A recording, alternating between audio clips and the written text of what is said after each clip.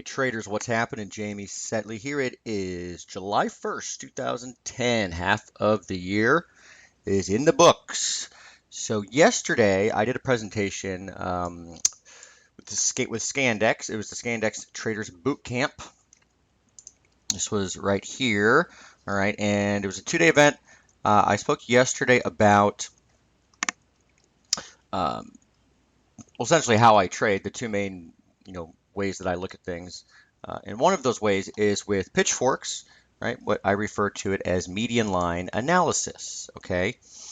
And I'm going to show you 3 examples, current examples from, this is actually, these charts were all posted in last night's update.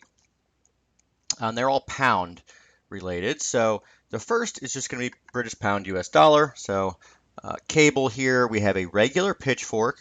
And again, these presentations, if you go to that website, I'm sure you'll be able to find at some point the archives, but I'm not going to go too much into it right now, but we're drawing just a regular pitchfork here with 3 points.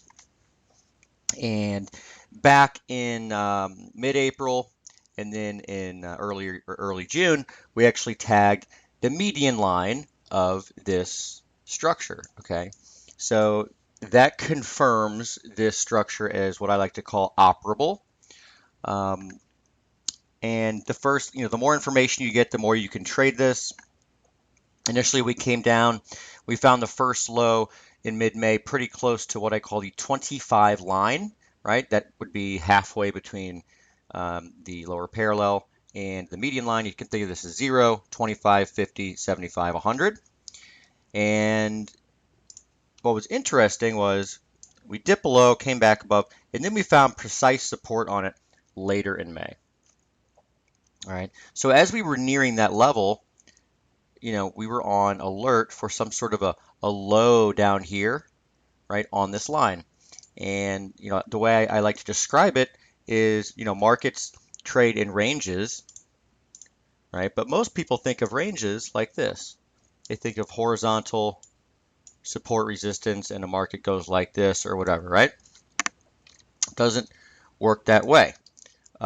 Think of this as a range, but the market's trading on an angle, right? So your range, this is your range. Okay, now eventually, as we get more information, at some point we get towards here, we would have what we call median line acceleration risk, in which cable could really explode to the upside. But we're a ways off from that, so we're not going to cover that right now. But the important thing here is that we knew exactly where we were looking for support because we had seen it before, right? And that is just one application of median line analysis, okay? So this has worked out pretty well. Let's look at pound yen. Pound yen, now this is going to be a different fork. This is what we call a shift fork. A shift fork means that the point between pivot A and B, okay, the pivot is moved up 50% of the way between points A and B. In other words, right here, right? You can see where it is. So if I were to draw in a dotted line or something, you would be able to see that.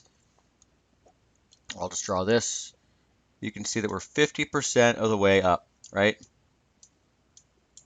Between A and B. So that's going to provide a more shallow path. And obviously you see this quite often because markets typically don't move in extremely strong trends much of the time. So you have shallower trends. And in this case, it's literally been perfect. I mean, resistance on that upper parallel, support on that lower parallel really throughout most of the last half of June. And you can see I've got these circles over here just to highlight kind of the levels that we could react at. One would be about there. Again, the 25 line, about 34.70. The next one, the median line, is important, about 137. And the reason you would kind of think that you could react there is that the market's reacted there before. So see here, support, little support, resistance, etc. Right? You can see all the reactions around these levels. All right, finally, the last one that we're going to look at is actually pound Aussie. So we're going to look at a daily chart here and scroll way out. All right, here you go. So this is the trend line from 2013. Now this would be called a modified Schiff fork, which ends up being simply a channel. Okay, it's simply connecting the lows. So this is just ends up being a channel. The logic and everything in terms of the application is the same.